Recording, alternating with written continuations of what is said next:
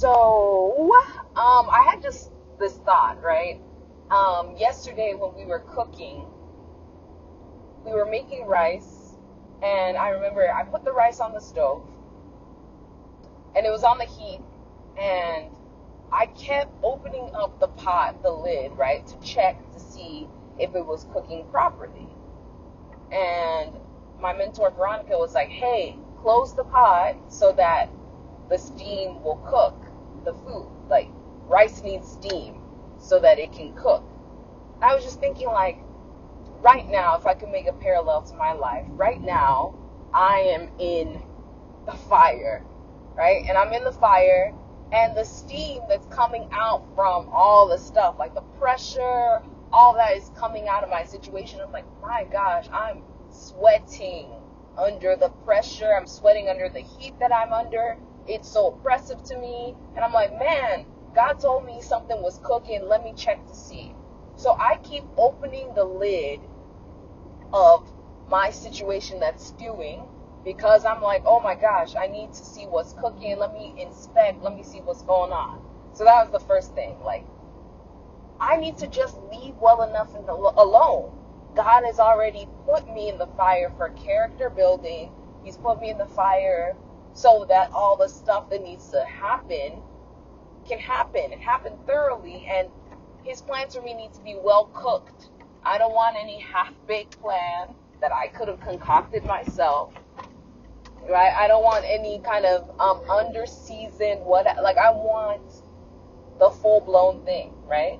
So if I keep trying to open the lid and give myself some reprieve, or, lessen the load for myself because I think I'm doing myself a favor, I keep checking in on what God is doing, I'm not doing myself any favors, right? So that was one illustration. And then I was talking to Jelly, and Jelly mentioned something about, like, farmers and planting seeds in different places. So I'm thinking right now, like, God has given me all these different things to work on. So I have the seed of my future job, seed of my nonprofit that's in the works, seed of my relationship that's coming in Jesus' name. Like, all these different seeds are going on, and so God has firmly planted them in fertile ground, right? And I have promises that are surrounding them. God has even brought his rain to pour over all of these seeds, so they have been taken care of. They don't need any of my assistance. I don't need to do anything. In fact, there is nothing to do, right? And so the word that Jelly kind of said, or how I received it, is that whenever that planting has happened, so I planted, God and I partnered together, planted this seed of this thing here, okay? Planted the seed here. Now, I have done the planting. As a farmer, there's literally nothing for you to do. You can't sit there and wait for grass to grow. You have to go and do something else. Tend to the other crop, that is in your garden. So God is always in my life made me a very multi-dimensional person. I always have more than one project working at the same time. In this season, I have fixated my gaze on one of these seeds, one of the little plants that God had told me about. So I'm like in the corner of my garden, staring down this little seed, willing it to grow. But sometimes you gotta just go and live your own life and trust that God will water the seed, right? There's literally nothing that I can do. And I have to remind myself of that God is faithful. He's been showering me with blessings in every area of my life. And some of these seeds that have been planted will take different time to bloom. And me staring them down and obsessing about them is not going to make any difference. So, 2 lessons for me. Stop trying to remove myself from the heat. The steam is necessary for things to get cooked properly.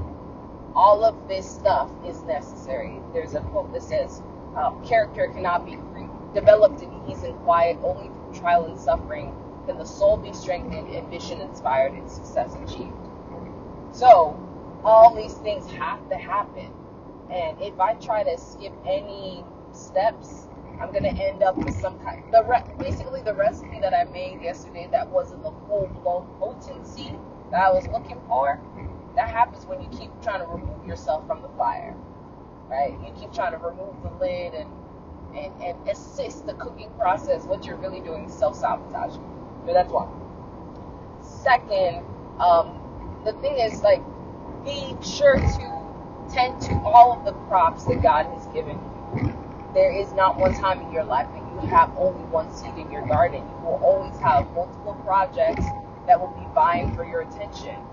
If you come to a time when you cannot do anything about this current season, pivot to another thing. And then when it's time to return, when it's harvest season, you will know. You will know that the harvest is ready because the seedling that you were once looking at suddenly looks totally different. Right?